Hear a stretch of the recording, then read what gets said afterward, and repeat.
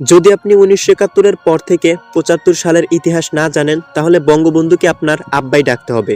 আর যদি আপনি ইতিহাস জেনে নেন তাহলে দেখবেন বঙ্গবন্ধুর ডুপ্লিকেট কপি হলো তার মেয়ে শেখ হাসিনা। স্বাধীনতার আগে ছিল সে খুব সাহসী, কিন্তু স্বাধীনতার পরে সে হয়ে গিয়েছিল ক্ষমতালোভী। ক্ষমতার দাপটে যা করা দরকার সে সেটাই করেছে। মানুষকে গুম খুন থেকে শুরু করে হত্যা পর্যন্ত করেছে। যারাই সত্য কথা বলতো তাদেরকেই শাস্তি দেওয়া হতো। ৭৪-এর দুর্ভিক্ষ সম্পর্কে যদি আপনাকে বলতে যাই তাহলে দেখবেন পাকিস্তানিদের কাছে আমরা বেশ নিরাপদ ছিলাম। একটা মানুষ এতটা পাষাণ কিভাবে হয়, একটা মানুষ এতটা ক্ষমতালোভী কিভাবে হয়, সেটা মুজিবের স্বাধীনতার পরের ঘটনা না জানলে আপনি বুঝবেনই না। আমাদের জেনারেশনের ছেলে মেয়েদেরকে বাংলাদেশ ও বিশ্ব পরিচয় বইয়ে মুজিবকে এমনভাবে উপস্থাপন করা হয়েছে আমরা বুঝবই না সে কেমন ছিল। তাকে আমরা এতদিন ফেরেশতা ভেবে আসতাম, অথচ আপনি আপনার দাদা নানার কাছ থেকে শুনে দেখবেন বঙ্গবন্ধুর আসল চরিত্রটা কি ছিল।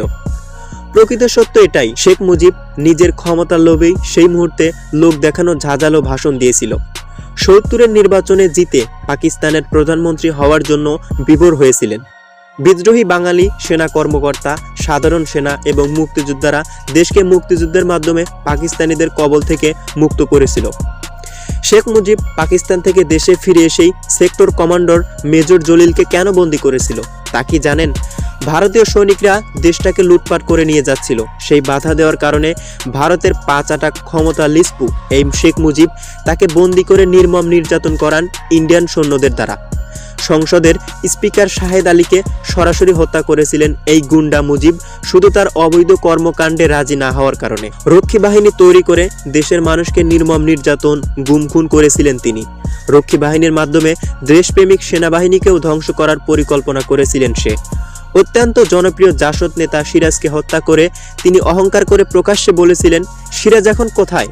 ক্ষমতার খায়েশ মেটাতে বাকশাল গঠন করে গণতন্ত্রকে হত্যার মাধ্যমে ভয়ঙ্কর স্বৈরাচার হিসেবে আবির্ভূত হন এবং চরম পরিণতি ভোগ করে নিজের জীবনও হারান। তার ছেলে শেখ কামাল ছিল একটা সন্ত্রাসী এবং লুচ্চা। মানুষের সামনে সরাসরি বন্দুক নিয়ে চলাফেরা করত, যেখানে সেখানেই তার বাবার রাজত্ব দেখিয়ে বেড়াতো। রাস্তায় ঠিকমতো মা বোনেরা চলতে পারতো না, বিভিন্ন জায়গায় ধর্ষণ করে বেড়াইতো। আর এটার বিচারের জন্য মুজিবের কাছে আসলে উল্টো বিচার করে দিত এই মুজিব। মেজর ডালিমের স্ত্রীর সাথে পর্যন্ত এই লুচ্চা খারাপ ব্যবহার করেছে, যার ফলশ্রুতিতে মেজর ডালিম ওদের পুরো পরিবার ধ্বংস করে দেয়। ইতিহাস কখনো গোপন থাকে না, ইতিহাস লুকিয়ে ফেলা হয়েছিল। ৭৪-এর দুর্ভিক্ষ কেমন হয়েছিল তা আমরা অনেকেই জানি না। সবার চেহারা শুকিয়ে হাড় বের হয়ে গেছে, চাপা ভাঙা, চারিদিকে মৃত্যু। আমাদের মনে হয় শেখ মুজিবের চাইতে বাংলাদেশের মানুষ তখন পাকিস্তানিদের হাতে বেশ নিরাপদ ছিল। দেশটাকে কিভাবে ঠিক করবে তার চেয়ে বেশি শোষণই করেছে। বাংলার সাধারণ মানুষেরা খাইতো কচু ঘাটা, কিন্তু মুজিব খাইতো ১০ পদের খাবার। দুর্ভিক্ষের কারণ কি ছিল জানেন? খাদ্যের অভাব নয়, খাদ্য মজুত করে রাখা, বর্তমান সময়ের সিন্ডিকেট। আর আমাদের বঙ্গবন্ধু সাহেব বিদেশি মিডিয়াতে সাক্ষাৎ করে দিছিল ২০ থেকে ২৫ হাজার লোক মরা নাকি তেমন কোনো কিছুই ব্যাপার না। এটাই ছিল মুজিবের বৈশিষ্ট্য। সে মূলত তার ক্ষমতা পাওয়ার লোভেই আগে ভালো মানুষ সেজেছে।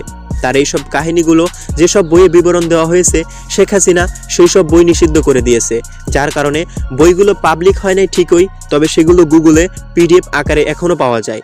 ভিডিওটি এই পর্যন্তই। যদি ভিডিওটি ভালো লাগে ভিডিওতে একটা লাইক দিয়ে, পেজ হলে ফলো এবং চ্যানেল হলে সাবস্ক্রাইব করবেন। আল্লাহ হাফেজ।